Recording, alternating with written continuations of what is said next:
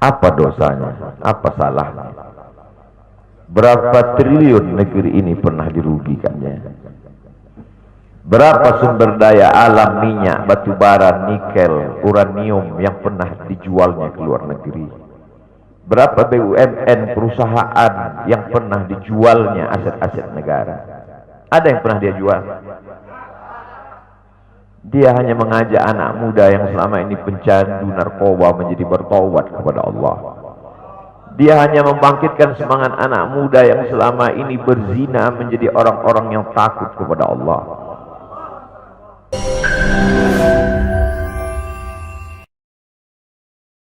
Jangan lupa subscribe, like, and share.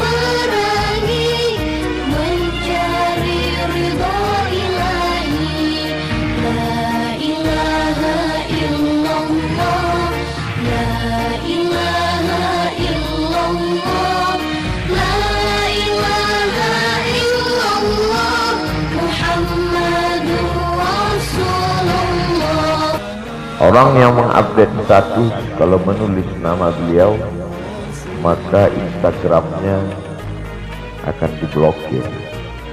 Hanya menulis namanya saja, maka Facebooknya akan ditutup. Orang menjadi takut untuk menjenguk beliau, kecuali orang-orang yang takutnya sudah dihabiskan hanya untuk Allah. Apa dosanya? Apa salahnya? Berapa triliun negeri ini pernah dirugikannya? Berapa sumber daya alam, minyak, batu bara, nikel, uranium yang pernah dijual ke luar negeri? Berapa BUMN perusahaan yang pernah dijualnya aset-aset negara? Ada yang pernah dia jual? Dia hanya mengajak anak muda yang selama ini pencandu narkoba menjadi bertaubat kepada Allah. Dia hanya membangkitkan semangat anak muda yang selama ini berzina menjadi orang-orang yang takut kepada Allah. Dia hanya mengajak mereka yang memakai baju hitam, pakaian hitam, berubah menjadi pakaian putih. Mereka berusaha untuk memutihkan catatan amal baik mereka di hadapan Allah. Dia hanya menyadarkan umatnya supaya sadar bahwa politik itu penting. Angkatlah pemimpin yang adil dan amanah. Dia hanya sedang mengajak umatnya supaya jangan memilih pemimpin kafir. Salahkah perbuatannya? Tidak. Dia tinggal negara demokrasi. Dalam dunia demokrasi, siapapun berhak untuk mengajak menyuarakan kebenaran. Dia tidak melawan sultan, dia tidak melawan ulil amri, dia tidak melawan siapapun.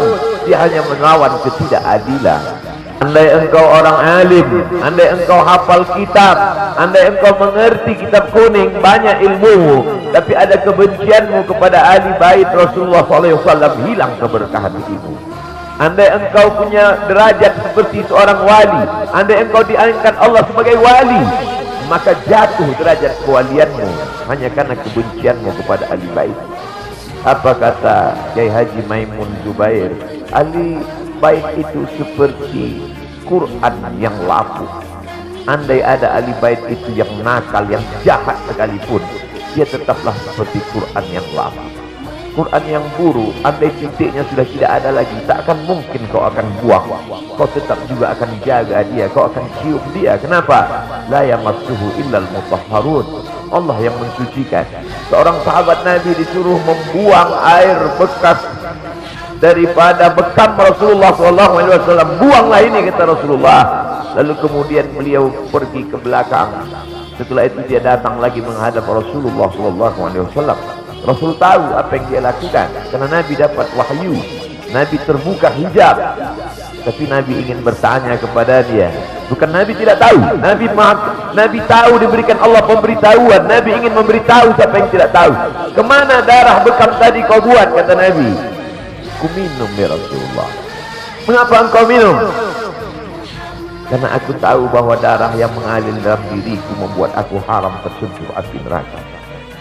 Mengalir darah itu dari dia kepada Sayyidatina Fatimah, dari Fatimah kepada Sayyidina Al-Hasan, dari Sayyidina Al-Hasan ada juga kepada Sayyidina Al-Husain, dari Sayyidina Al-Husain kepada Sayyidina Ali Zainal Abidin, dari Zainal Abidin kepada Sayyidina Muhammad Al-Baqir, dari Sayyidina Muhammad Al-Baqir mengalir darah itu kepada Sayyidina Ja'far Sadiq, dari Ja'far Sadiq mengalir kepada Sayyidina Ali Al-Uraidi, dari Ali Al-Uraidi mengalir darah itu kepada Sayyidina Muhammad An-Naqib, dari Muhammad An-Naqib mengalir darah itu kepada Sayyidina Isa sampai kepada Sayyidina Ahmad bin Isa Al-Muhajir, lalu kemudian darah itu mengalir kepada Imam As-Saggaf, Al-Ajrus, Al-Haddad, Al-Aqqas, dan salah satunya adalah bin Syihab, dan salah satu dari zuriat bin Syihab itu adalah Sayyidi Al-Imam Al-Akbar Al-Habib Muhammad Rizik Syihab. Kalau mau hidup tenang, dia sudah tenang dengan anak menantinya, dengan cucunya, dengan ilmunya. Beliau meraih gelar LC dari Universitas Imam Muhammad Ibn Saud. Dia cukup dengan majlis-majlis maulidnya, cukup. Mengapa dia bersusah payah? Mengapa dia mesti kena fitnah? Dia hanya mengikut darah Sayyidina Al-Husain. Kalau mengikut Sayyidina Al-Hasan lembut, mengikut Sayyidina Al-Hasan lembut sentuhannya. Maka para ahli bait ini mengikut dua aliran, Sayyidina Al-Hasan dan Sayyidina Al-Husain. Kedua-duanya saya cintai. Habaib yang mengikut Sayyidina Al-Hasan, saya datang, saya cium tangan mereka, saya bersilaturahim, lembut gaya mereka. Tapi mereka semua mengajak untuk mencintai Sayyidina wa Maulana Muhammad sallallahu alaihi wasallam. Tapi ada yang seperti Sayyidina Al-Husain, menggelegar suaranya, dia hunuskan pedangnya untuk musuh-musuh Allah. Keduanya adalah sama-sama diridhai Allah. Innal Hasan wal Husain sayyida syabab ahli jannah. Yang mencintai Sayyidina Al-Hasan, mencintai Sayyidina Al-Husain, yang mencintai zuriat mereka, keturunan mereka, maka dengan cinta itu bekal kita menghadap Rasulullah sallallahu alaihi wasallam. Andai aku dihadapkan nanti menghadap Allah, tahajudku tak sebanyak Imam Ahmad bin Hanbal, salasa mi'ati raka'ah fil yaumi wal lailah, 300 rakaat sehari semalam. Andai aku dihadapkan kepada Rasulullah sallallahu alaihi wasallam, maka jihadku tidak sebanyak Sayyidina Khalid ibn Walid. Setiap jengkal kulitnya, setiap tetes darahnya tak lepas daripada tebasan tombak, anak panah dan pedang. Andai aku dihadapkan kepada Sayyidina wa Maulana Muhammad sallallahu alaihi wasallam, amalku tak sebanyak Abdurrahman ibn Auf. Lalu apa bekalmu hai Abdul Somad? Adakah ceramah-ceramahmu itu bisa kau jadikan bekal menghadap Allah? Tidak. Sebagiannya sudah diambil oleh tatapan mataku melihat berapa subscriber, follower dan viewer. Abdul Somad mungkin habis amalnya sudah ria. Satu-satunya yang akan dijadikan bekal menghadap Rasulullah hanyalah aku pernah mencintai keturunannya. Aku pernah mencintai zuriatnya.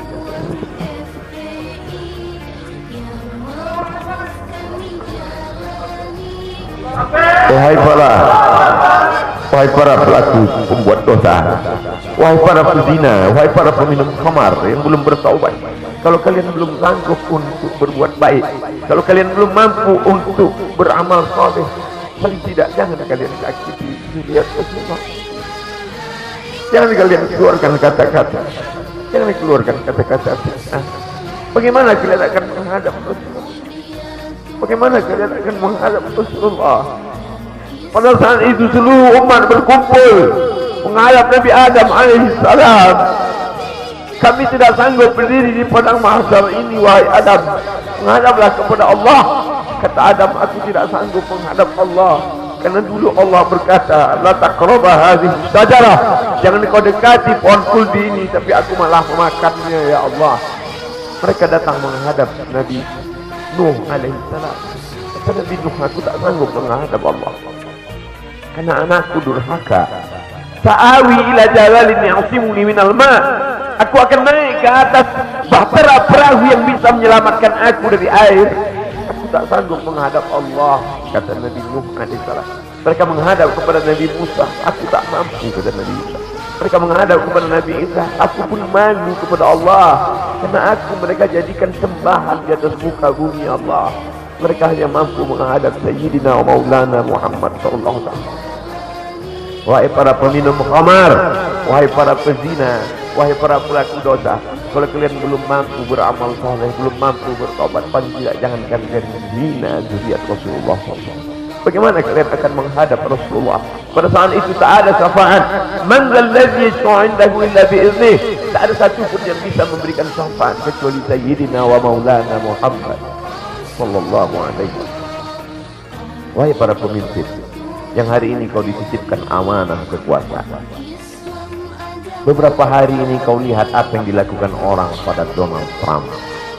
Kurang hebat apa lagi Trump?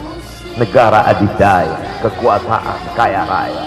Tapi ketika kekuasaan itu diambil oleh Joe Biden, kita pun malu melihat video ejekan-ejekan itu. Kalau hari ini kau punya kekuasaan, saudara, sampai masanya kau juga akan mengalami seperti yang dialami oleh Trump.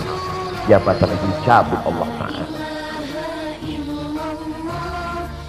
Saya masih melihat video bagaimana Bapak Susilo Bambang Yudhoyono sampai ke Pekanbaru beberapa tahun yang lalu. Di depan balihonya disobek. Beliau jenderal, ganteng, punya partai. Tapi setelah kekuasaan itu tak ada di tangannya, difitnah, dibuli, balihonya disobek. Bagaimana agaknya ketika tiga hal itu tak ada pada diri kita? Tidak jenderal, tidak ganteng, dan tak pula punya partai. Ma'tabiru ya ulil absar. Menangkap ikan di Bukit Selatan. Demikian, terima kasih. Assalamualaikum warahmatullahi wabarakatuh.